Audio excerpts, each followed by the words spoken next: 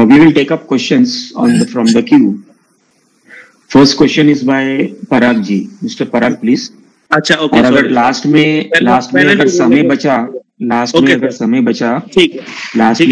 बचा तो we will take up your question, non related question. Okay sir. और कोई क्वेश्चन है आपका? हाँ, पेनल्टी रिलेटेड मैं पूछ लेता हूँ सर.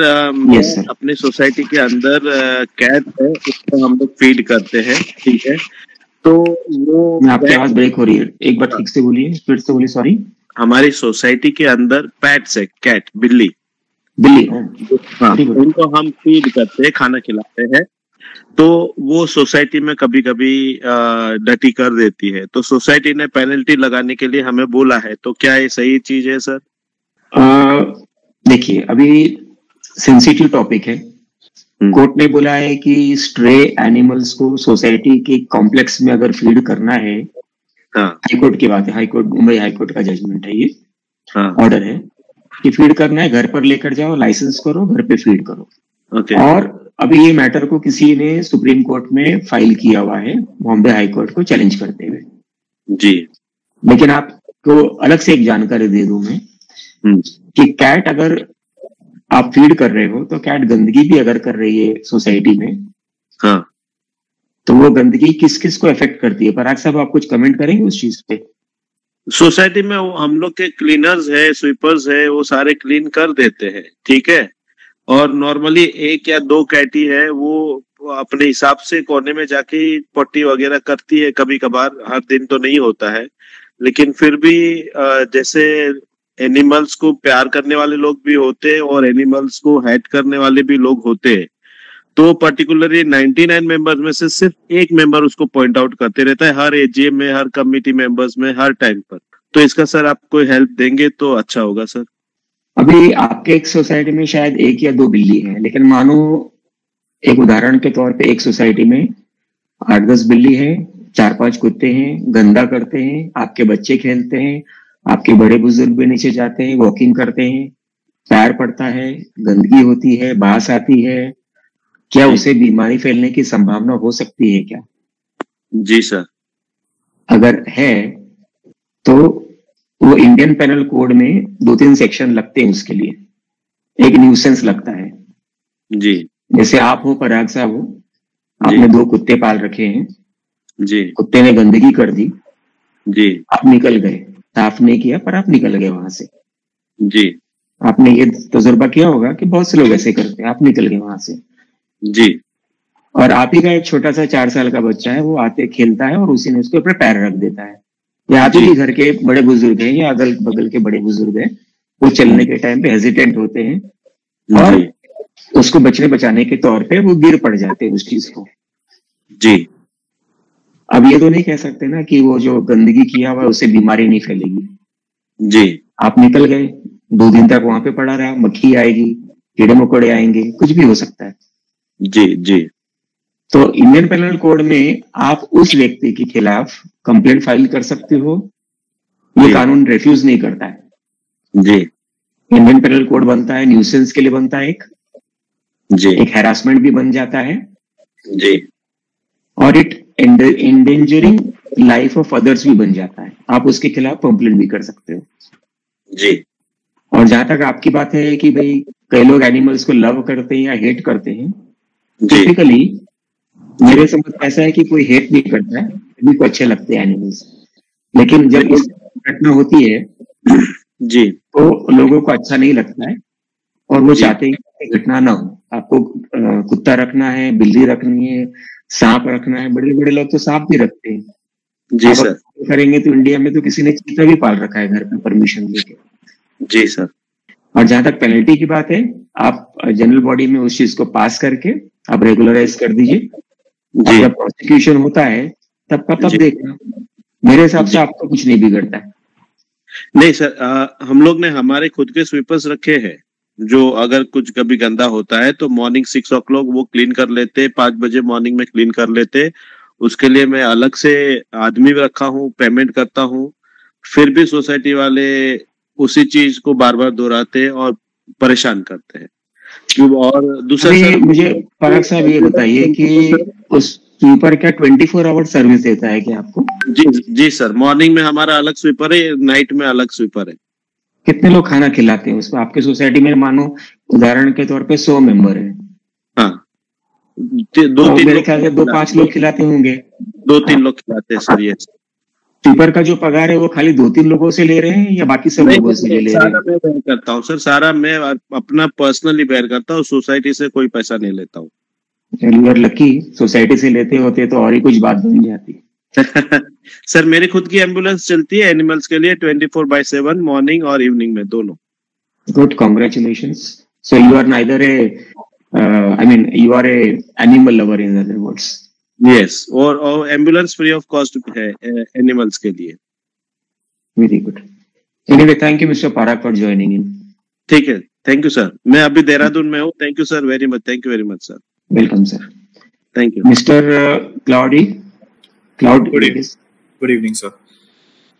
सर मेरा क्वेश्चन ये है कि if MC is not, MC या society is not, they do not have a say in encroachment, मतलब आपको सिर्फ बीएमसी को इन्फॉर्म करना है एमसी को, तो जब फ्लैट रेनोवेशन के लिए जाता है तो owners come for an NOC from the society, तो वो लोग प्लान लेके आते हैं और प्लान बताते हैं, आर्किटेक्ट बताते हैं हम कुछ नहीं करने वाले हैं ज्यादा and all, and then the society gives an NOC. तो एनओसी का क्या वैल्यू रहता है if we can not take any action on it later, so will the NOC actually have any value?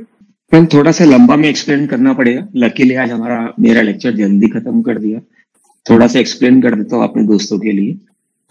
BMC में एक सेक्शन है 342 जिसमें 2 प्रकार के रिपेयर्स का वर्णन दिया हुआ है। एक टेनेबल रिपेयर्स का वर्णन दिया हुआ है और एक नॉन टेनेबल का। टेनेबल रिपेयर्स का मतलब ये होगा कि पेंटिंग कर लो, प्लास्टरिंग कर लो, फ्लोर चेंज कर लो, वगैरह वगैरह, मतलब सारे के सारे माइनर जो है वो चीज। और नॉन टेनेबल में क्या हो गया, ये जो एमएलगेमेशन की बात किया, 2 फ्लैट के बीच की दीवार निकालना, डब्ल्यूसी शिफ्ट करना, किचन शिफ्ट करना, 2 बेडरूम की डिवाइडिंग वॉल निकालना, या फ्लावर बेड एरिया कवर करना, वगैरह वगैरह, या आपके जो पॉकेट टेरेस है उसके ऊपर शेड डालना वगैरह, ये सब नॉन टेनेबल रिपेयर्स में आ जाता है। टेनेबल रिपेयर्स के लिए बीएमसी का परमिशन लेने की आवश्यकता नहीं है। टेनेबल रिपेयर्स के लिए सोसाइटी की परमिशन लेने की आवश्यकता नहीं है। नॉन टेनेबल्स के लिए सोसाइटी के पास अधिकार नहीं है आपको परमिशन देने का। ये परमिशन देने का काम सिर्फ और सिर्फ बीएमसी का है। वो भी एक सेक्शन है, सेक्शन 44 एमआरटीपी एक्ट में, उसमें प्रोसीजर दिया हुआ है कि आपको नॉन टेनेबल रिपेयर्स करना है अगर, तो क्या क्या करना है। ये डॉक्यूमेंट देना है, आर्किटेक्ट का ड्राइंग देना है, सर्टिफिकेट देना है, सेफ्टी रिपोर्ट देना है, कंप्लायंसेस देने हैं, there are so many things that has to be done. जब आप वो प्रपोजल दोगे तो बीएमसी स्क्रूटनाइज करता है उस चीज को। मैं मुंबई से उसके लिए बार बार बीएमसी निकल जा रहा, लेकिन बाकी भी म्युनिसिपल कॉर्पोरेशंस में सेम टू सेम ही प्रोसीजर है, क्योंकि वो एमआरटीपी का प्रोसीजर है। MRTP is Maharashtra regional town planning act. तो उसमें ये दिया है कि आपको ये काम करना है, आर्किटेक्ट का ड्राइंग लेकर आओ, आर्किटेक्ट का सर्टिफिकेशन लेकर आओ, बिल्डिंग सेफ्टी होगी, ये होगी, वो होगी, and estimated days, estimated time, undertaking की बिल्डिंग को डैमेज नहीं करोगे, बाकी लोगों को तकलीफ नहीं करोगे, क्या टाइम में क्या क्या करोगे, वगैरह वगैरह वगैरह। और ये सब स्क्रूटनी करने के बाद में बीएमसी बोलती है कि आप एक काम करो, सोसाइटी का भी एनओसी लेकर आओ।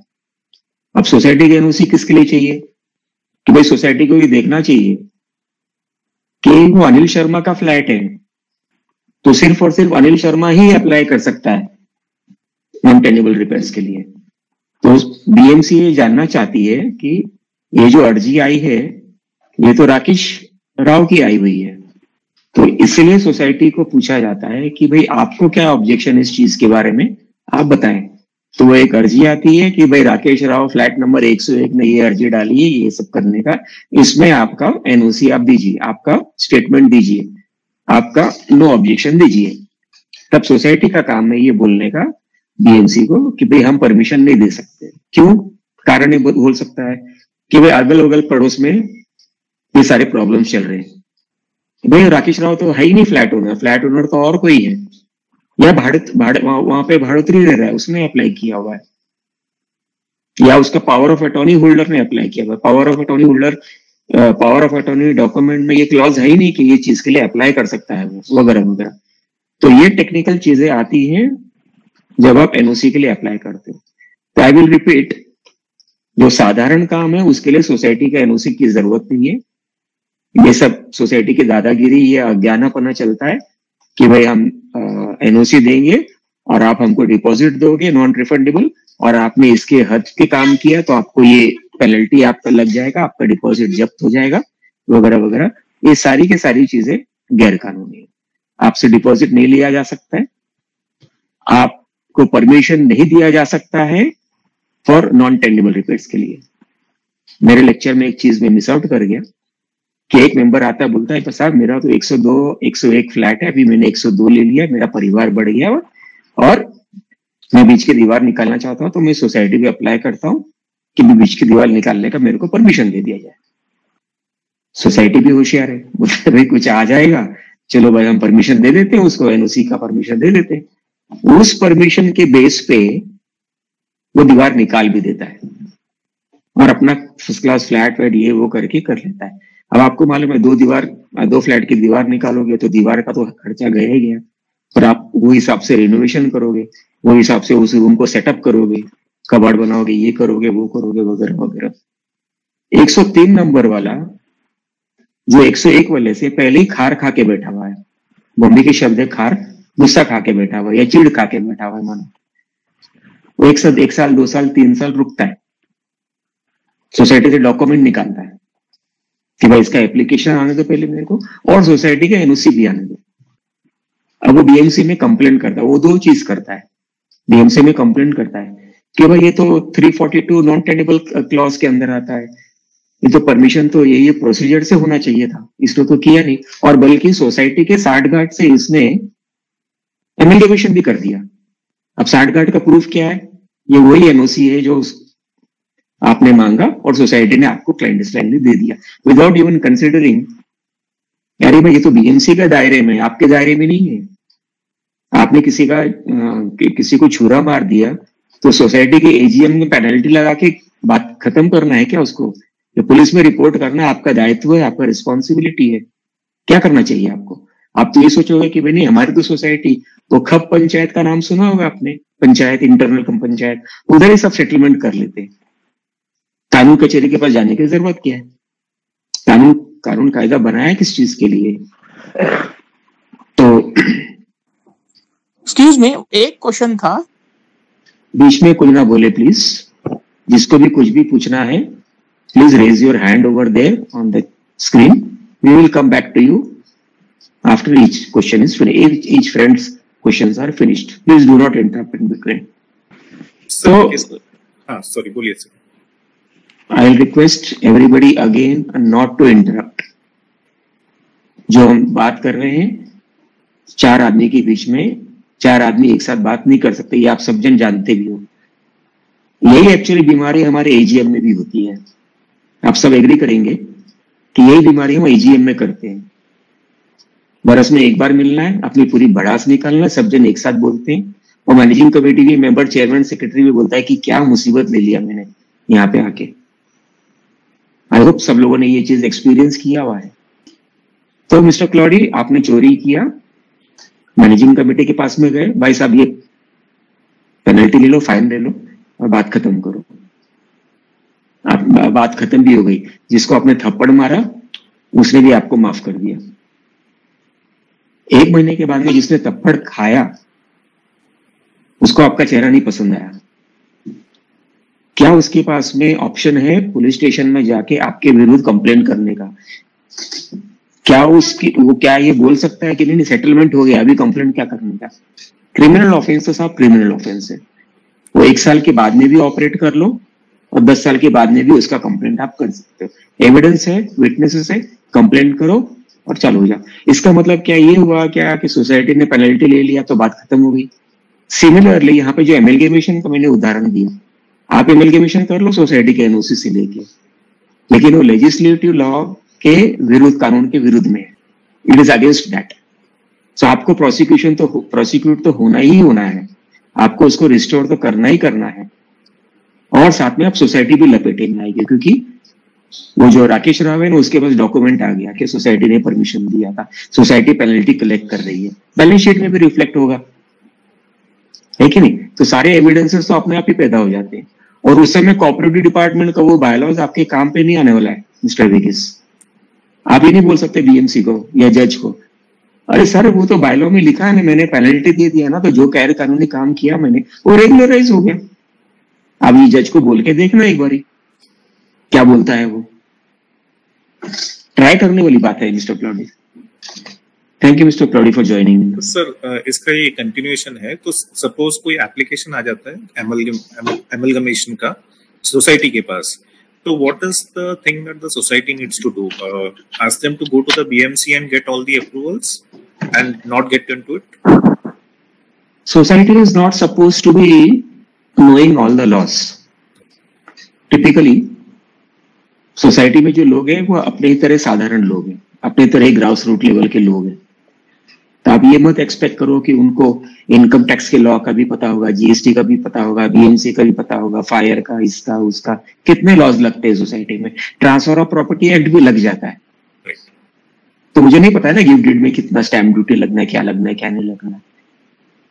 वो काम वकीलों का, लीगल एडवाइजरों का है। पैसे हैं तो लीगल एडवाइजर का सलाह मशवरा लो, रिपोर्ट लो और उस पर काम करो, और पैसा नहीं है तो अपने मन माने का काम तो आप कर ही रहे हो, आप करो। और जब कभी भी किस्मत खराबी की तरफ चमकेगी तो कोर्ट कचहरी जाते रहना, बाकी सोसाइटी के लोगों का भी पैसा बर्बाद करते रहना उसमें।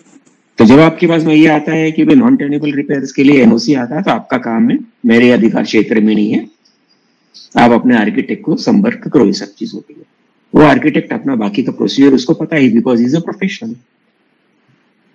पर आपके अधिकार में नहीं है ये काम। सर अगर प्रीवियस कमिटी ने ऐसे कोई चार्जेस 5 टाइम्स द मेंटेनेंस लगाया हुआ है, तो क्या करंट कमिटी उसको वेव ऑफ कर सकती है, और do we have to do it in an AGM, because AGM ही डिसाइड करेगा वेव ऑफ? एक बार मेंबर को 100 रुपए लगा दिए आपने, बिल में आ गया, बिल अकाउंटिंग का हेड को चेंज करने का अधिकार आप मैनेजिंग कमेटी को नहीं है, without A resolution of the general body. आप वो एजीएम में लो या एसजीएम में लो, बट जनरल बॉडी के अधिकार के अंतर्गत ही होगा। और जनरल बॉडी भी ये बोलता है कि नहीं 5 टाइम्स पेनल्टी आता है, सोसाइटी को इनकम आ रहा है, क्या को छोड़ने का। आपने ये भी सुना होगा कई सोसाइटी में। और मैनेजिंग कमेटी बोलती है भाई ठीक है, जनरल बॉडी का डिसीजन सुप्रीम है। आपने ये भी सुना होगा जनरल बॉडी का डिसीजन सुप्रीम है, वो तो सेक्शन 72 में लिखा भी है इनफैक्ट, जनरल बॉडी का डिसीजन सुप्रीम है। लेकिन उसी में ये भी लिखा है कि it should be with in, कानून के दायरे में सुप्रीम होना चाहिए वो। आप ये नहीं बोल सकते जनरल बॉडी में कि अरे उसने थप्पड़ मार दिया मुझे तो जनरल बॉडी उसको माफ कर देगी। अधिकार क्षेत्र में नहीं है, हर चीज का अधिकार क्षेत्र है। अभी बिल्डिंग पास कराने के लिए आप एक वकील के पास तो नहीं जा सकते हो ना, आप एक डॉक्टर के पास नहीं जा सकते, अब वो जाना पड़ेगा आर्किटेक्ट के पास है। तो अधिकार क्षेत्र निर्धारित है। आप पुलिस स्टेशन में नहीं जा सकते बिल्डिंग प्लान को पास कराने के लिए, वो जाना है म्युनिसिपल ऑफिस में या तो टाउन प्लानिंग डिपार्टमेंट में, isn't it? Right sir. Okay sir एक लास्ट छोटा सा, शूर एक्ट्स किसके, लाइक एनक्रोचमेंट फ्लैट का साइज इंक्रीज किया तो बीएमसी में आता है, तो व्हाट अबाउट शूर एक्ट्स एंड साइकिल्स, उसका मतलब कहाँ पे कंप्लेन करें या कैसे करें उसका?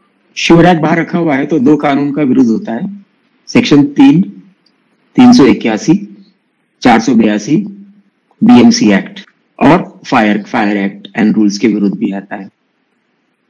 शूर एक्ट बाहर रखा हुआ है, अड़चन हुई भागने में, आग वगैरह हुई या और किसी कारणवश धड़पड़ हो गई, 5वें माले पे पार्टी चल रही है, एक साथ में 20-25 लोग नीचे आने लगे, धड़पड़ से गिरने लगे, उधर शूर एक्ट रखा हुआ है, एक दूसरे के ऊपर गिरेंगे, 2-4 लोगों की मौत हो जाएगी या कुछ भी हो सकता है। तो ये काम देखने का बीएमसी का है, फायर ब्रिगेड का है, लेकिन on A complaint of the managing committee. Not necessarily managing committee, लेकिन आप बगल वाले, उसके बगल वाले, ऊपर वाले, नीचे वाले, कोई भी आके कंप्लेंट कर सकता है। एक बाहर वाला जो नीचे पान वाला ऑपरेट कर रहा है, दूध वाला है, उसको भी अगर ये पता चलता है कि भाई ये गैर कानूनी काम हुआ है यहाँ पे, उसकी भी कंप्लेंट पे इन अधिकारियों को एक्शन लेना कंपलसरी है, मैंडेटरी है। गुना हुआ है, अधिकारी को खबर किया हुआ है, कानूनी कार्यवाही करना उनका दायित्व, रिस्पॉन्सिबिलिटी बन जाता है। Thank you mister clerk. अगला प्रश्न है मिस्टर सोमिल अयर का। मेरा क्वेश्चन रिगार्डिंग 169A है, but it's little bit different. जैसे कि हमारे फ्लैट में पॉकेट टेरेस है, सो मेरा agreement is a second agreement, developer to first buyer हुआ and I am the second buyer. So all of sudden जब हमने हमारा फ्लैट लिया 2000 में, तभी society came into the action और उन्होंने बोला कि आपका terrace, pocket terrace is illegal, और उनको मालूम नहीं था, और ऑल ऑफ सडन उन्होंने लास्ट जून 21 से उन्होंने 5 टाइम्स मेंटेनेंस अंडर 169A लगाना चालू किया। अगर मेरा मेंटेनेंस 3000 रुपया है इनवॉइस के अंदर, तो उन लोग ने टेरेस पेनल्टी करके 15000 कर दिया, और 15000 करके उसके ऊपर कंपाउंडिंग इंटरेस्ट, एरियर्स और पेनल्टी करके बढ़ाते बढ़ाते बढ़ाते 10 लाख तक लेके गए। या सो अभी society for them they are saying like this is a earning source for us, और इसके बिसाइड्स सोसाइटी ने रिट पिटीशन भी फाइल किया है हाई कोर्ट में regarding the terrace who it belongs to. So sir, now what I did, हम लोग मैं गया डेप्यूटी रजिस्ट्रार के पास and there I challenged them. So deputy registrar gave a very judgment saying in 165A-B, 169A-B, the procedures were not followed. Hence the penalty, arrears and all the interest should be waived off immediately. But society अभी बोल रहा है कि हम वापस SGM लेंगे और हम लोग वापस ये कार्रवाई चालू करेंगे। So what is the suggestion in this matter, because it's something which is very weird, it's complexing all the MCS act. तो क्या होना चाहिए, और so this is something which is really challenging. अभी हमें भी नहीं मालूम कि क्या है फैक्ट। तो what are your question which I can answer, where things you feel is, क्योंकि रीडेवलपमेंट बिल्डिंग है और रीडेवलपमेंट के अंदर ओरिजिनल 30 मेंबर्स थे, तो 30 मेंबर्स ने उन्होंने राइट्स जो था पॉकेट टेरेस का, they are already given to the developer, subsequently it was given to the first buyer and it was given handed over to us. तो आपने जैसे बताया प्रीवियसली कि फर्स्ट बायर के टाइम ये कुछ इशू नहीं था उनको, हम सेकंड बायर है, हमारा चेहरा अच्छा नहीं लगा, so all of sudden the issue started. So if you can enlighten this the forum by what exactly and what is the recovery possible, why they are doing it, क्योंकि उनको तो लग रहा है मजा आ गया कि अभी पैसे बढ़ रहे हैं हमारे, दिन ब दिन बढ़ रहे हैं, हम इंटरेस्ट और कंपाउंडिंग इंटरेस्ट लगाएंगे। तो they are also not aware about the fact, but they are just reading the bylaws, which is 169A, और उसके अंदर वो बोलते 5 time penalty with retrospective. So if my first agreement of the buyer was 2018, तो 2018 से आज का date 2022 तक वो पेनल्टी लगाते जा रहे हैं 5 times with compounding interest। Society ने आपने बताया रिट पिटीशन फाइल किया हुआ इसी चीज के ऊपर। यस, कंक्लूजन में बता देता हूँ आपको कि जैसे मैं हमेशा बोलता हूँ, आपका कुछ नहीं बिगड़ता, आपको 10 पैसा भी देने को नहीं आने वाला इस पे।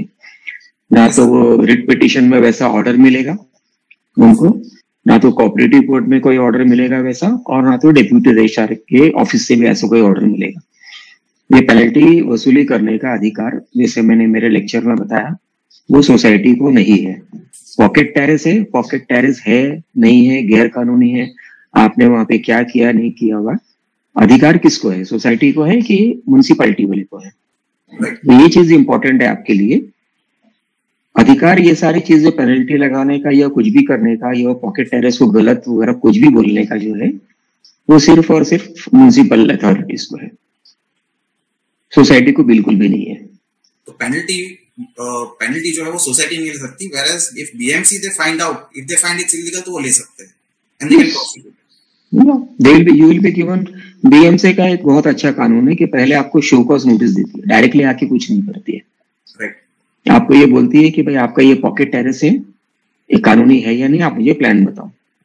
अगर आपके पास प्लान है, इसको सुनवाई बोलते हैं, हियरिंग बोलते हैं। जैसे डेप्यूटी रजिस्ट्रार के ऑफिस में कैसे हियरिंग होता है, वैसे म्युनिसिपल ऑफिस में असिस्टेंट म्युनिसिपल कमिश्नर के सामने हियरिंग होता है, या बहुत आगे एडवांस मैटर होगा तो डेप्यूटी कमिश्नर के सामने होगा, या आजकल डेजिग्नेटेड ऑफिसर बना दिए जिसको डीओ बोलते हैं, वो आपकी बात सुनता है, आप ये बोल देते हो कि साहब ये प्लान में है, मैंने इसमें इंक्रोचमेंट नहीं किया हुआ, मैंने ये नहीं किया, मैंने वो नहीं किया। तो बीएमसी वाला देखता है कि मेरे बीएमसी के कानून के अंदर में इस दायरे में बैठता है या नहीं बैठता है। अच्छा, और अगर नहीं बैठता है तो बीएमसी आपको आपका शो कॉज नोटिस विड्रॉ कर लेगी। सर और एक ट्विस्ट में इसमें ऐसा है कि बिल्डिंग को पार्ट ओसी है, बिल्डिंग को फुल ओसी मिला नहीं है, एंड बिल्डिंग के पास एफएसआई भी है। So if in case that terrace what is abutting, what is attached to our flat does not have the FSI, और बिल्डिंग के पास FSI है, so technically can tomorrow going further can we opt for the FSI, और वो terrace को अगर है भी गैर कानूनी या नहीं है तो हम उसको कानूनी we can make it legal। कानूनी लीगल करने का मतलब है, एक कानून है नेशनल बिल्डिंग कोड, ठीक है, दूसरा है डेवलपमेंट कंट्रोल रूल्स। इन दोनों के दायरे में आप पॉकेट टेरेस को एक्स्ट्रा एफएसआई लोड करके रेगुलराइज नहीं कर सकते।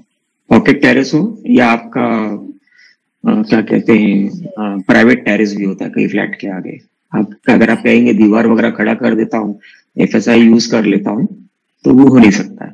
और अगर आपकी सोसाइटी की बिल्डिंग है, अगर आपकी सोसाइटी की बिल्डिंग है तो एफएसआई कुछ भी जो है वो सोसाइटी के सोसाइटी का होता है, आपका नहीं होता है। सब प्लान में टेरेस है ऑलरेडी। जैसे मैंने आपको शुरू में आपकी हिस्ट्री सुनने के बाद ये कहा, एक ही वर्ड बताया मैंने आपको, आपका कुछ नहीं बिगड़ता है। सो सोसाइटी लाइक उन लोग अगर हमारे वो कॉस्ट डालते ही जा रहे हैं, बर्डन्स डालते ही जा रहे हैं, मैं पेरेंट्स सीनियर सिटीजन, उनके नाम पे फ्लैट है, वो बोलते हैं अरे रोज का हमें इतना बड़ा मेंटेनेंस का बिल आता है एवरी मंथ 3000 के सामने आप तो 26,000 30,000 का मेंटेनेंस महीने का देते हो, कंपाउंडिंग इंटरेस्ट लगाते हो।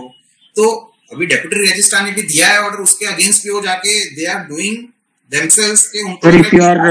if you are enterprising and dynamic and if you do not have any financial constraints, you file a matter against the society in the local consumer court, consumer commission, by giving all these details, okay, because this is what is called as causing you physical, mental and financial trauma also.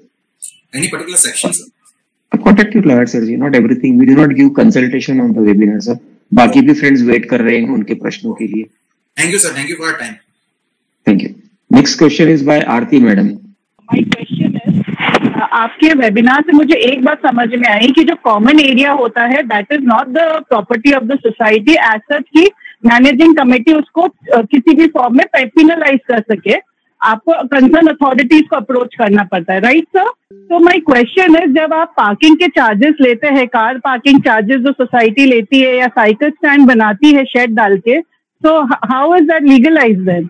क्योंकि अगर car parking charges ले रहे हैं तो आप society के open area में car park करवा रहे हैं और चार्जेस आप सोसाइटी में ले रहे हैं, तो it is something similar to कि उसे दुकान बना दी बाहर और एक दूसरे ने आपस में डील कर लिया, और जबकि वो प्रॉपर्टी अगर बीएमसी की है या वहां से डिसीजंस आते हैं तो फिर सोसाइटी कैसे ले सकती है ये सब? उदाहरण के माध्यम से समझते हैं। टोटल मानो आपकी सोसाइटी का एरिया है 10,000 स्क्वायर फीट और उसमें 8,000 स्क्वायर फीट में एफएसआई कंज्यूम करके फ्लैट्स बनाए हुए हैं और 2,000 जो बाकी बचा वो नॉन एफएसआई एरिया है। जो नॉन एफएसआई एरिया है वो कॉमन ओपन स्पेसेस कहा जाता है। कॉमन ओपन स्पेसेस में एफएसआई कंज्यूम करने वाला आप कोई भी आइटम नहीं खड़ा कर सकते हो। Club house, swimming pool, swimming pool का जो शावर कैबिन वगैरह वगैरह जो होते हैं वो सब सारी चीजें, एंड जिम वगैरह, because this are going to be made with brick and mortar, cement जो गोल बोलते हैं शायद उसको मोटर बोलते हैं। तो ये सब चीजें एफएसआई कंज्यूम करने वाले आइटम हुई। ये करने के अलावा आप उस जगह पे आप अचार बना सकते हो, पापड़ सुखा सकते हो, जिम खेल सकते हो, वहां पे क्रिकेट खेल सकते हो, साइकिल चला सकते हो, कार भी पार्क कर सकते हो, वगैरह वगैरह वगैरह। और उस एरिया को कैपिटलाइज कर सकते हो सोसाइटी के फंड्स के लिए विदाउट कंस्ट्रक्टिंग एनीथिंग। जैसे उदाहरण के तौर पे आपने गाड़ी पार्क की वहां पे, अब आपने गाड़ी जो पार्क की लेटर से उसमें करीबन 150 स्क्वायर फीट यूज हुआ।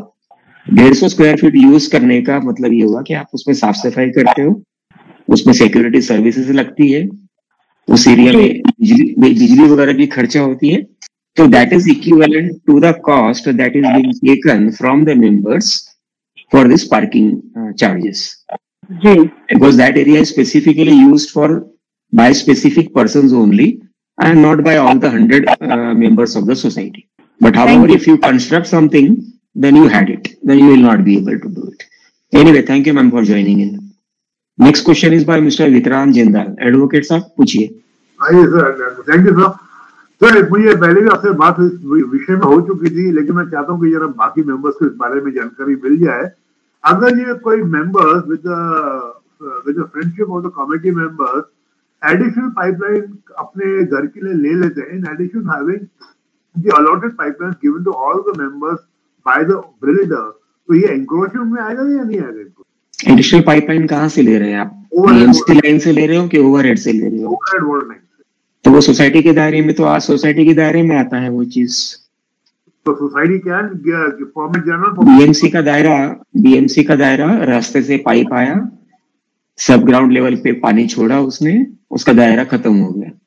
सब ग्राउंड लेवल की टंकी में आपने गंदगी कर दी, साफ सफाई नहीं मेंटेन किया हुआ है, डेंगू के मच्छर मिल गए वहां पे, या कचरा चला गया, या वगैरह वगैरह, तो आपके बीएमसी एक्ट में प्रोसिक्यूशन होगा. However, अगर आपने टंकी में से पाइप ले लिया डायरेक्टली अपने घर पे, तो इसका मतलब ये हुआ कि you are creating disadvantage to your other members of the society for your own personal benefit. बरोबर है? अगर ऐसा है तो सोसाइटी प्रोसिक्यूशन लॉन्च करे. पेनल्टी कैसे लेगी वो? पुलिस में कंप्लेंट करें ऐसा ऐसा हुआ है, दूसरे लोगों का नुकसान हो रहा है, वगैरह वगैरह. Society cannot impose penalty, but they can, like, penalty means asking the person to make. Sir, society अगर पेनल्टी इंपोज करेगी तो इसका मतलब ये होगा कि सोसाइटी उस चीज को मान्यता दे रही है. जब बीएमसी पेनल्टी इश्यू करता है तो it is a deterrent. BMC बोलता है कि पेनल्टी दो और निकाल दो. वो ये नहीं बोलता कि पेनल्टी दो और लगे रहो. बोलता है पेनल्टी दो 100 रुपया और ये बंद करो. अगर आपने बंद नहीं किया तो कंटिन्यूइंग पेनल्टी देता है. वो 472 सेक्शन बीएमसी में लिखा हुआ है वो चीज. और उसके बावजूद उसी सेक्शन में ये भी लिखा हुआ है कि इतने समय के बाद में पेनल्टी भी नहीं चलेगी. अब तो आपको प्रोसिक्यूशन फेस करना ही पड़ेगा मजिस्ट्रेट कोर्ट में. ओके, अगला प्रश्न है मिस्टर शिरीष शानबाग का.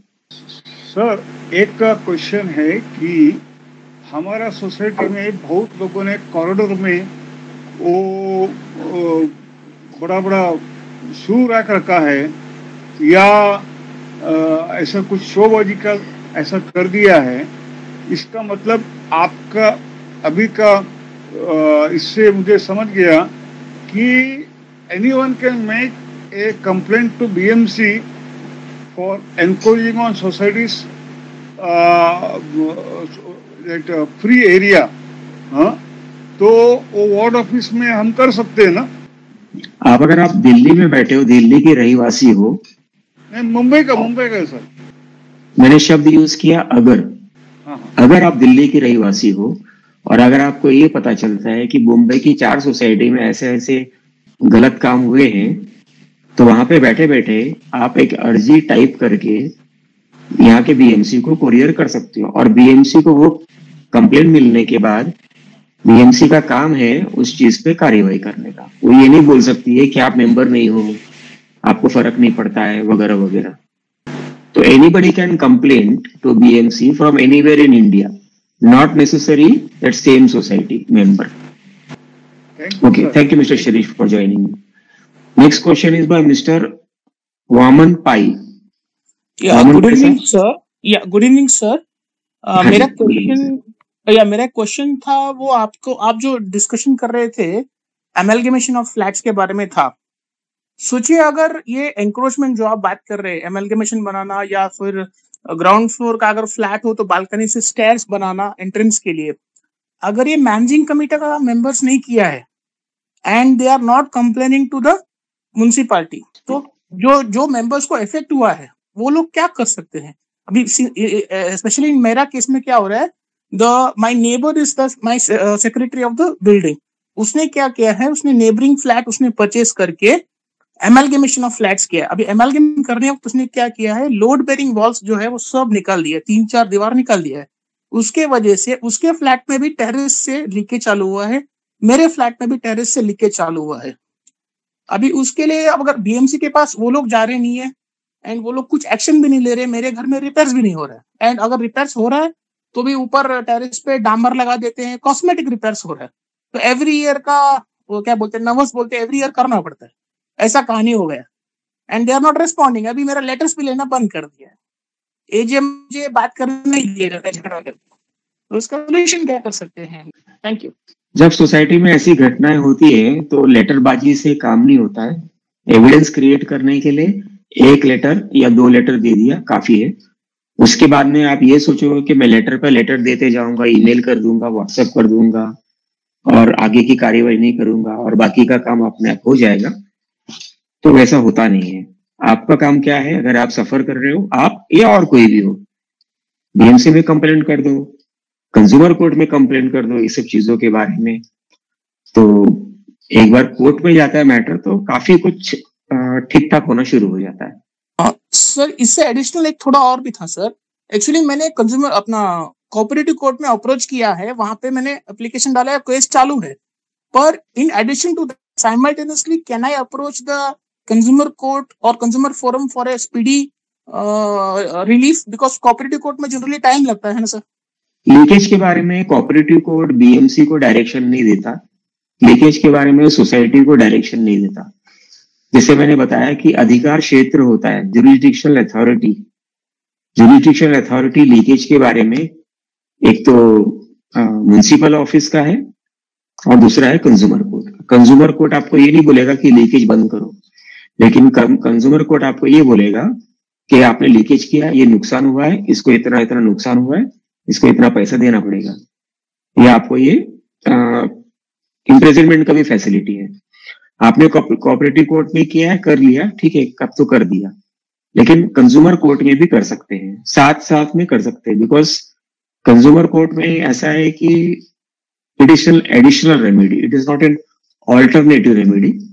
एक्ट में लिखा हुआ है शब्द एडिशनल रेमेडी, आप गूगल कर लीजिएगा, सिंपल डालिएगा additional remedy consumer protection act, आपको उसके अंदर सारा कुछ डिटेल्स मिल जाएगा।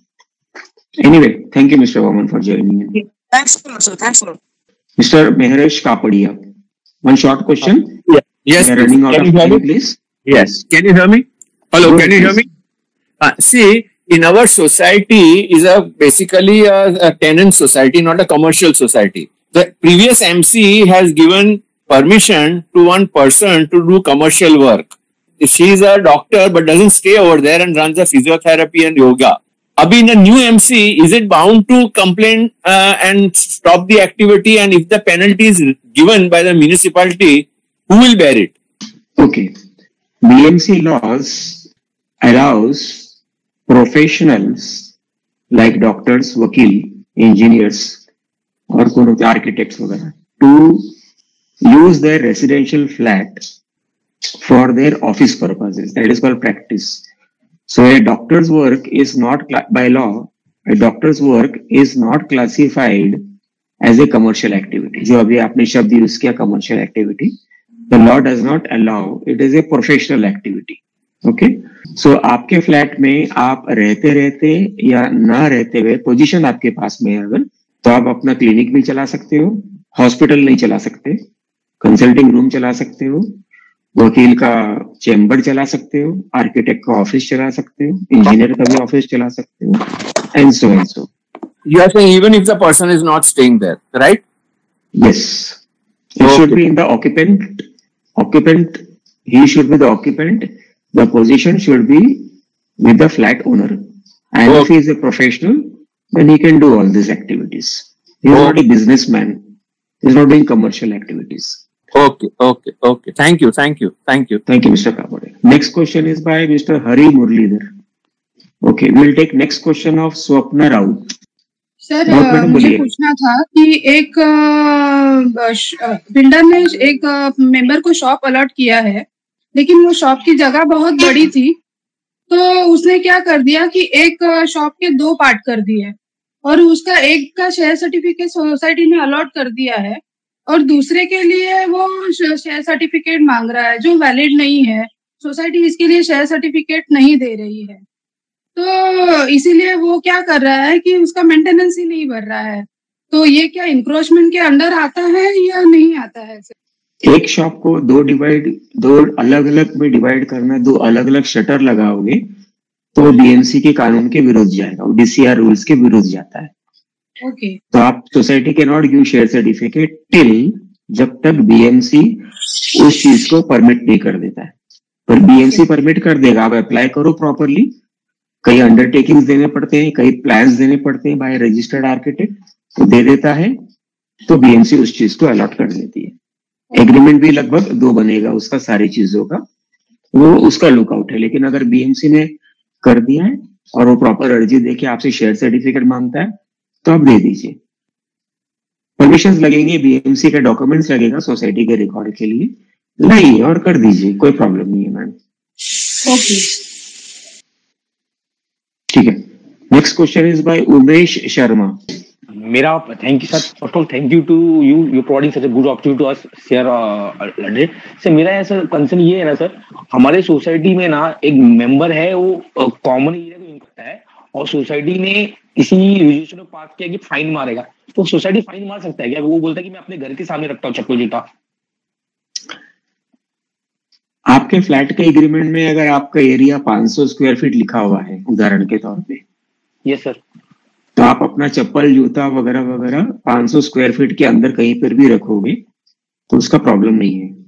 लेकिन 501 स्क्वायर फीट पे अगर आप रखते हो फ्लैट के दरवाजे के बाहर, वो जो दरवाजे के बाहर जो जगह है उसको बोलते हैं कॉमन स्पेसेस, जिसमें सारे मेंबर का हक है और उसको कंट्रोल करने का जो अधिकार है, साफ सफाई करना, बिजली देना, उसके ऊपर धोना वगैरह वगैरह करना, वो अधिकार सिर्फ और सिर्फ सोसाइटी को है। तो सोसाइटी उस पर पेनल्टी नहीं लगा सकती। जैसे मैंने थोड़ी देर पहले बताया कि चप्पल जूता रखा हुआ है, कुछ घटना हो गई, कुछ हुआ, तो जिम्मेदारी सोसाइटी की आती है। इसीलिए सोसाइटी का काम है कि वो अधिकारी को नोटिस पे डाले कि भाई ये काम इस फ्लैट में हो रहा है, आके आप अपना कार्यवाही करो इस चीज के बारे में। मतलब सोसाइटी पेनल्टी नहीं लगा सकता है ना, मतलब हैरेसमेंट नहीं कर सकता है कि मैं पेनल्टी लगाऊं इस तरह से। पेनल्टी लगाने के बाद इसका मतलब ये हो गया कि पेनल्टी लगाने के बाद में आप अलाउ कर रहे हो उस जूते चप्पल के रैक को वहां पे। नहीं, एक्चुअली सर प्रॉब्लम क्या है, वो मेंबर, वो जो कमिटी मेंबर है, उस मेंबर्स में थोड़ा डिस्प्यूट है। वो मेंबर बोल रहा है कि तो आप इलेक्टेड नहीं हो, आप जबरदस्ती रूल बना रहे हो। वो बोल रहा है कि मैं इलेक्टेड हूँ, लेकिन कागज नहीं दिखाता है। इस तरह से डिस्प्यूट के कारण वो जानबूझ के रखता है, पहले आप कागज दिखाओ। इशू अलग हो गया, जूता चप्पल की बात कर रहे हैं हम लोग, इंक्रोचमेंट की बात कर रहे हैं। अभी अपन सोसाइटी के इंटरनल डिस्प्यूट के बारे में बात नहीं कर रहे हैं। आप अपना खाली जूता चप्पल वाला प्रश्न पे ध्यान रखिए। जो मेंबर ना जूता चप्पल इसलिए रखता है, बोलता है कि तुम इलेक्टेड मेंबर नहीं, मुझे कागज पत्री दिखाओ, और जो मेंबर कमिटी है उसको कागज पत्री नहीं दिखा रहा है, और इसलिए वो जो बोलता है ना खुन्नस से बोलता है बाहर ही रखूंगा, मैं आपको रूल नहीं मानूंगा, इस तरह से बोलता है वो। सोसाइटी का काम है अधिकारी को खबर कर देना कि भाई ये कॉमन ओपन स्पेस पे एनक्रोचमेंट कर रहा है, इस पे आके कार्यवाही करो। सोसाइटी कुछ नहीं कर सकता, राइट ना सर? सोसाइटी को अधिकारी को कंप्लेंट करना है, राइट सर, चिट्ठी लिख के बताना है कि इस सोसाइटी में ऐसा ऐसा काम हो रहा है इस आदमी के विरोध में। ठीक है, सोसाइटी कुछ नहीं कर सकती ऐसा नहीं है, सोसाइटी को ये करना है, लेकिन पेनल्टी नहीं लगा सकती। Anyway, thank you mister Umesh, thank you so much sir. अगला मिस्टर गुरविंदर, आप हैं वहां पे? हाँ पूछिए जी, सर आप। मेरे को वैसे 2 क्वेरीज है, पर कोई बात नहीं, पहली मैं बात करता हूँ। आपने बोला था कि सोसाइटी की जो मैनेजिंग कमेटी है उसको कोई परमिशन, मतलब उनको कोई एनओसी देने का राइट नहीं है अगर कोई ऑल्टरेशन करते हैं। आपने टेनेबल एंड नॉन टेनेबल बोला था, तो मैं वैसे मॉडल बायलॉज पढ़ रहा था, अगर मैं उसको ठीक तरीके से समझा हूं, मैं उसको सिर्फ एक पहली लाइन पढ़ के बता देता हूं। वहां लिखे maintenance of flats by member flats to be maintained. It says every member shall keep his flat unit in good maintenance, and पहला पॉइंट में ये लिखा है no member shall without the previous permission of the committee in writing make any additions to or alterations in his flat. This is model bylaws 2014. सो आपने जो कहा और जो मैं ठीक समझा हूं, ये थोड़ा सा मुझे डिस्कनेक्ट लग रहा है. इस बायलॉ के हिसाब से आपको सोसाइटी को अर्जी देनी है परमिशन देने के लिए, परमिशन लेने के लिए, और सोसाइटी आपको परमिशन देगी. किस चीज के लिए परमिशन देगी? बीच का दीवार निकाल दो, WC शिफ्ट कर दो, बाथरूम का पोजीशन शिफ्ट कर दो. आप ऐसा कहना चाह रहे हो या और कुछ कहना चाह रहे हो? नहीं, जब मैं ऑल्टरेशन बात कर रहा हूं इसमें यहाँ ऑल्टरेशन उन्होंने इस तरीके से डिफाइन नहीं किया. अगर आप चाहो उसके आगे 2-3 और हैं. उन्होंने ये नो डाउट लिखा है, no structural changes are permissible without the prior permission of the concern competent authority.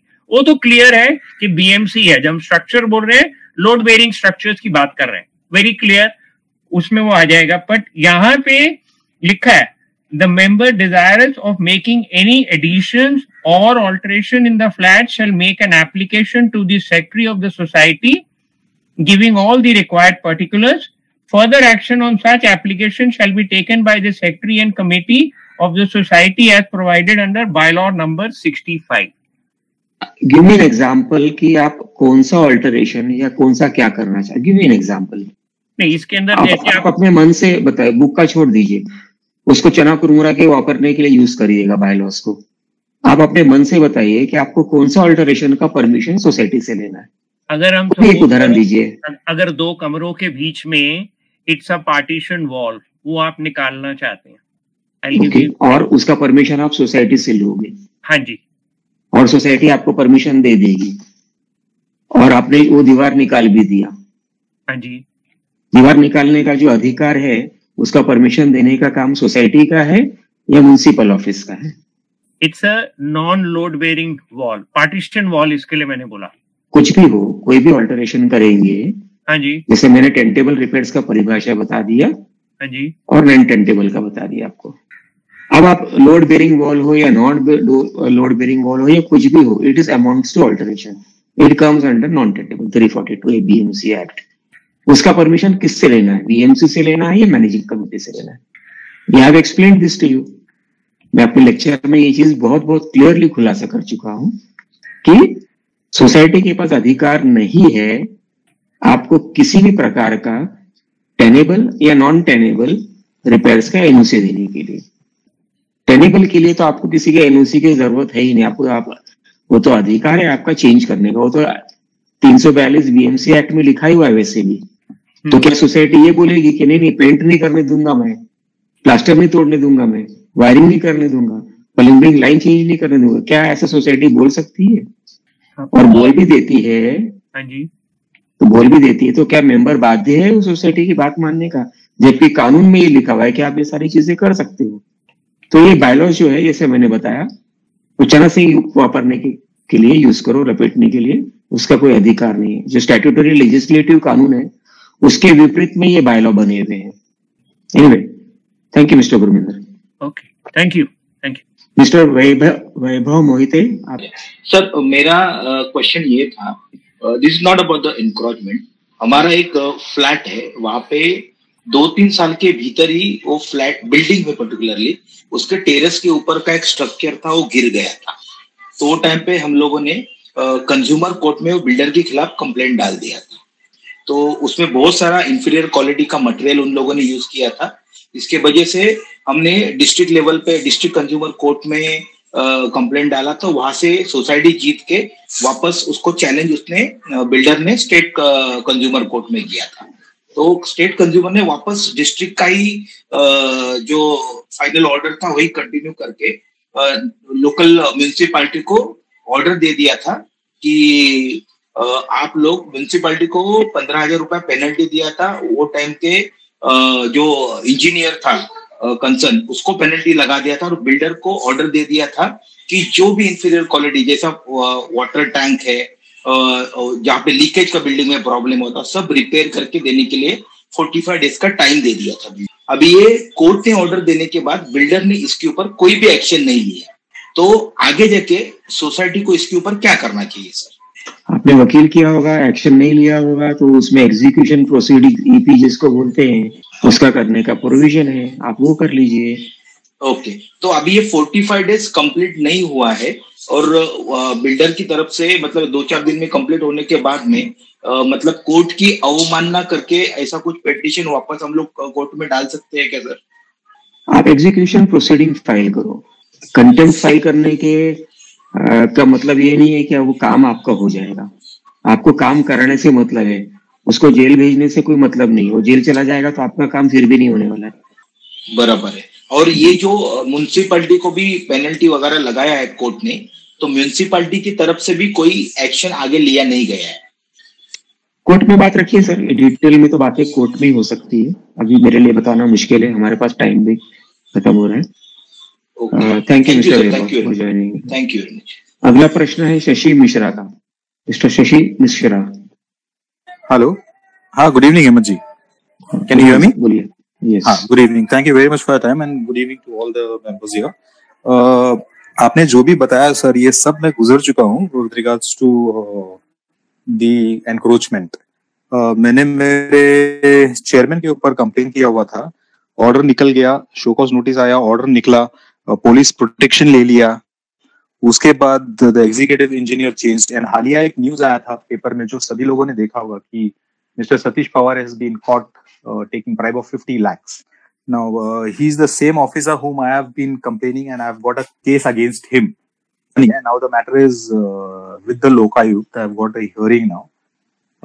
How can I prosecute the other members under which law? The executive engineer, the junior engineer, the assistant engineer. Is there any provision that I can?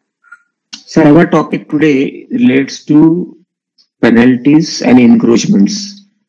I will not be able to answer you on this thing. Sir, it is about encroachment. The chairman has done छज्जा के ऊपर पूरा parapet के ऊपर जो water shield area जिसको बोलते हैं, he is staying on the first floor, Kadapa डाल दिया, उसके ऊपर कड़प्पा डाला हुआ है and he is standing actually on the area. He is hanging out. Sir, I have already briefed all the actions or that can be taken in my lecture. Okay. अगर उसने कुछ encroachment किया है तो आप लोकल म्युनिसिपल ऑफिस में उसके विरोध में प्रॉपर कंप्लेंट करिए और वहीं से एक्शन शुरू करिए, या तो आप प्राइवेट क्रिमिनल कंप्लेंट फाइल कर दो। सर, सभी कुछ कर चुका हूँ, शो कॉज नोटिस है, ऑर्डर है, डिमोलिशन का सब कुछ लिखा हुआ है, उसके बाद भी बीएमसी आप अपने बाकी वकील से बात करिए, मेरे पास इसका कोई जवाब नहीं है इस समय। Thank you mister Shashi for joining. Okay sir, thank you so much sir, thank you so much. अगला प्रश्न है Mahadev, mister Mahadev. Good evening sir. नमस्कार सर, पूछिए। सर, माझा प्रश्न आहे की आपला जर एरिया, नमस्कार साहेब, आपला जर एरिया बीएमसी मध्ये येत असेल, ग्रामपंचायत मध्ये येत असेल, तर आपण कुठे कंप्लेंट करू शकतो मग? ग्रामपंचायत मध्ये काय झालेलं आहे साहेब? नाही, म्हणजे आपलं जे एन्क्रोचमेंट जे होतात अपार्टमेंट मध्ये, त्याची कंप्लेंट जर आपल्या ज्युरिडिक्शन बीएमसी मध्ये न येता जे ग्रामपंचायत मध्ये येत असेल तर एक उदाहरण द्या। कुठे कंप्लेंट करू शकतो? ग्रामपंचायत मध्ये करू शकतो? एन्क्रोचमेंट काय आहे त्याचं एक उदाहरण द्या, छोटंसं उदाहरण द्या मला, give an example. Okay sir, shoe rack वगैरे असेल तर टाउन प्लॅनिंग डिपार्टमेंट मध्ये कंप्लेंट करा, कलेक्टरच्या ऑफिस मध्ये टाउन प्लॅनिंग डिपार्टमेंट आहे, which is as equivalent as a municipal office. जर तुमच्या एरिया काउन्सिल एरियामध्ये असेल, म्हणजे कॉर्पोरेशन एरिया असतात, काउन्सिल एरिया असतात आणि टाउन प्लॅनिंग डिपार्टमेंट एरिया असतात, तिकडे कंप्लेंट करा। सो ही तिघा जागांमध्ये कंप्लेंट करू शकता तुम्ही, किंवा तुमचा जर काउन्सिल एरिया असेल आणि जवळ फायर ब्रिगेड फायर ऑफिस असेल तर तिकडे कंप्लेंट करा तुम्ही। Okay sir, thank you. अगला प्रश्न है बाय शिवा, मिस्टर शिवा। नमस्ते सर। नमस्कार सर। सर, हमारी सोसाइटी में 3 BHK के जो फ्लैट है, तो उसमें हॉल के जो कॉमन टॉयलेट बाथरूम है, तो वो बिल्डर ने पोजीशन देने से पहले ही लोगों ने क्या किया था, उसमें अल्ट्रेशन करके वो टॉयलेट बाथरूम कॉमन जो है वो हटा के हॉल बड़ा बना के लिया था। तो इसके बारे में हम किससे कंप्लेंट कर सकते? इसके बारे में मैंने बिल्डर से भी बात की थी, तो बिल्डर ने बताया था तो कस्टमर के कहने के मुताबिक हमने बना दिया है, लेकिन ये कोई लीगल नहीं बना के दिया है हमने। जो प्लान है फ्लोर प्लान, उसमें तो टॉयलेट बाथरूम एक्चुअली मेंशन है, लेकिन इन्होंने जो बोला है वो हमने हटा के दिया है, उसके बारे में हमारा कोई रोल नहीं है। तो इसके बारे में क्या कर सकते हैं सर? सैंक्शन प्लान के अलावा और अब कोई भी चेंजेस है वो किसी ने भी किया हो, मैंने किया हो, आपने किया हो, बिल्डर ने खुद किया हो या फ्लैट ओनर ने किया हुआ हो, तो सबका सब कंप्लेंट जो है तो MRTP के अंडर में जाता है, म्युनिसिपल अधिकारी के सामने या तो लोकल मजिस्ट्रेट कोर्ट के सामने। इनमें से दोनों में से कोई भी आप एक्सरसाइज कर सकते हो डिपेंडिंग ऑन द डॉक्युमेंट। और बिल्डर क्या बोलता है, मी कधी केला, मी कधी नाही केला, 50 वर्षपूर्वी केली होती, पर कानून आज कैसा कहता है कि आज BMC का क्या कहते हैं उसे, जमादार कहते हो, BMC का अधिकारी को क्या कहते हैं, जो भी कहते हैं, अगर वो आके आज इंस्पेक्शन करता है आपके फ्लैट में, अपने प्रॉपर्टी में, और उसको ये लगता है कि ये WC इधर से शिफ्ट हुआ है, शिफ्ट दिख रहा है मुझे, तो डेट ऑफ ऑफेन्स आज का आएगा। तो 50 वर्ष अगोदर केला के नाही केला उसके अधिकार क्षेत्र में नहीं है ये पता लगाने के लिए कि कभी किया है। ना तो वो फोरेंसिक ऑडिट करेगा कि चलो भाई रेती सीमेंट निकालेगा कि 50 वर्ष पहले का, 50 वर्ष पहले का था, 21 भी था वगैरह, कुछ नहीं। आज इंस्पेक्शन हुआ, आज डेट ऑफ ऑफेंस चालू हो गया, ये कानून बोलता है। रेट्रोस्पेक्टिव इफेक्ट नहीं दिखा, पहले का क्या हुआ उसको कोई मतलब नहीं। पहले का इतिहास निकालने जाओगे तो आपके पास एविडेंस कभी भी नहीं मिलेगा। Okay mister Shiva? Okay sir, thank you sir. अगला प्रश्न है मिस्टर शिरीष शानबाग का। मिस्टर शिरीष शानबाग। ऐसा है मेरा क्वेश्चन ऐसा है सर कि हमारा बिल्डिंग का रीडेवलपमेंट हो गया और जो 80 लोग जुना बिल्डिंग में थे, अभी नया बिल्डिंग में उनका पूरा लोगों का अल्टरनेट परमानेंट अकोमोडेशन बिल्डर और सोसाइटी का वो ट्राइपार्टाइट एग्रीमेंट बन के वो इधर आ चुके हैं। और सेकंड, अभी सभी लोगों को नया बायलॉस अडॉप्ट करने की वजह से 10 शेयर देना चाहिए, जिनके पास ऑलरेडी 5 शेयर है। अभी ये सभी लोग नया बिल्डिंग में आ चुके हैं और वो सभी लोगों में मेंबर्स का ये अल्टरनेट परमानेंट अकोमोडेशन हो चुका है। इसलिए मैं सोच रहा हूँ कि ये सभी 80 लोगों का जुना शेयर सर्टिफिकेट लेके उनका ही नाम पर, कई लोगों का पीछे साइड पर दूसरा नाम, तीसरा नाम, चौथा नाम ऐसा है, क्योंकि वो जुना बिल्डिंग 40 साल होने के बाद इधर नया बिल्डिंग में आ चुके हैं, इसलिए वो काफी बार रिसेल होते चला है। तो अभी ये नया बिल्डिंग में सभी का अल्टरनेट एकोमोडेशन मीन्स उनका ही नाम से एग्रीमेंट हो चुका है। इसलिए मैं सोच रहा हूँ कि सभी लोगों का वो जुना शेयर सर्टिफिकेट लेने का और उनका नाम से मीन्स फ्रंट साइड पर सभी लोगों का नाम लेके नया शेयर सर्टिफिकेट 10 शेयर का देने का, ये आपका राय मैं लेना चाहता हूँ सर। सोसाइटी में अगर 10 शेयर सर्टिफिकेट देना है तो आपको बायलॉज जो है आपका उसको अमेंड करना पड़ेगा। हाँ, वो अमेंड किया सर। आपका हो गया बोल के शिरीष जी? नहीं, वो हम अभी डिप्टी रजिस्ट्रार को सबमिट किया है, किंतु अभी तक ये आया नहीं है। वो रजिस्ट्रार क्या करता है मुझे नहीं पता है, लेकिन बायलॉज अमेंड करना पड़ेगा। अमेंड के बाद में जनरल बॉडी मीटिंग बुलाना है, प्रॉपर एजेंडा करना है to issue new share certificate in the last for probable name on the I register, और उसको नया in lieu of your old share certificate. In lieu of का मतलब पुराना लेने का है, नया शेयर सर्टिफिकेट देना है। आपको जो पहला नाम ही चाहिए, पीछे का नाम सारा डिलीट करना है, तो आई रजिस्टर में जो लास्ट नाम दिख रहा है आपका, वो आप शेयर सर्टिफिकेट के आगे नए शेयर सर्टिफिकेट में इश्यू कर सकते हो, provided you record this particular resolution in a general body meeting and it is passed by majority. Okay, last question is by mister Hari Muralidhar. Thank you, sir, for allowing me to ask a question. Sir, my question is with reference to the charges, penalties, which is 3 times, and all those charges which has been charged. इस amount पे income tax जो tax होता है वो क्या rate से लगता है, or does that society has, because it's not part of the regular property tax and other things. These are classified as income to the society, additional income. Interest, late fee, penalty, and all that thing. How would that be taken under income tax? Whatever revenue is received by the society, irrespective of any classification, penalty हो, donation हो, share transfer premium हो, वगैरह वगैरह, donation या कुछ भी हो, कैसे भी आपने वसूली किया होगा, वो सब कुछ बैलेंस शीट पे आप लिखोगे वहां पे कि आपको मेंबर से टोटल कंट्रीब्यूशन इतना मिला हुआ है।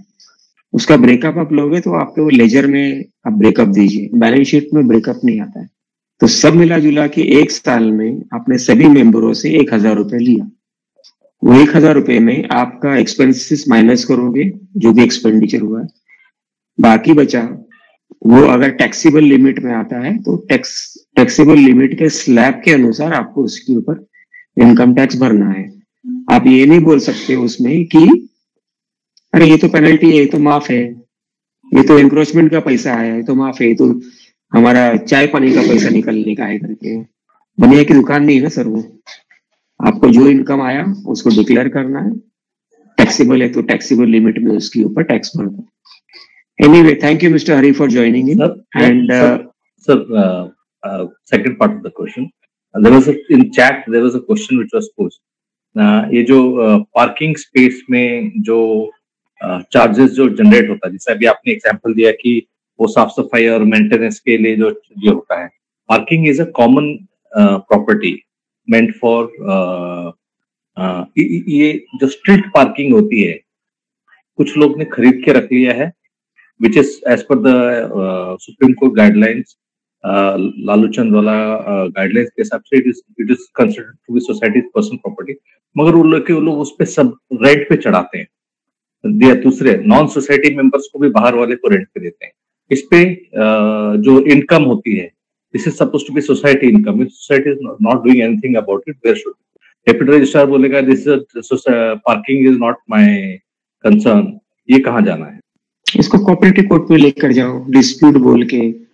अनिल भाई को अगर पार्किंग दिया हुआ है 100 रुपया, सोसाइटी पार्किंग चार्जेस लगा रही है, और वो अनिल भाई वही पार्किंग उठा के 1,000 रुपए में दूसरे को पार्किंग पे दे रहा है, उसके अधिकार क्षेत्र में नहीं है वो चीज, वो टेनेंसी का एग्रीमेंट नहीं बन सकता है ना पार्किंग का, वो तो आप गैर कानूनी काम कर रहे हो। ना तो स्टैम्प ड्यूटी लगेगा, पेड एग्रीमेंट बन पाएगा लिव-इन लाइसेंस का या भाड़े का या जो भी कुछ है, ना तो वो रजिस्टर हो पाएगा। तो जो नॉन एफएसआई एरिया है उसको आप भाड़े पे नहीं दे सकते हो, उसका एग्रीमेंट नहीं बन सकता। I will repeat, non FSI area जो भी कुछ है, नॉन एफएसआई एरिया को भाड़े पे नहीं दे सकते। नॉन एफएसआई एरिया पे का जो भाड़ा आ रहा है वो फुल इनकम गिना जाएगा और उस पर रेगुलर टैक्स लगेगा। और अगर आप गैर कानूनी काम कर रहे हो तो उस पर प्रोसिक्यूशन भी कर सकते हो, वो तो वकील की काबिलियत होगी कि कैसा कैसा प्रोसिक्यूशन आप उसके ऊपर घुमा फिरा के आप फाइल करो।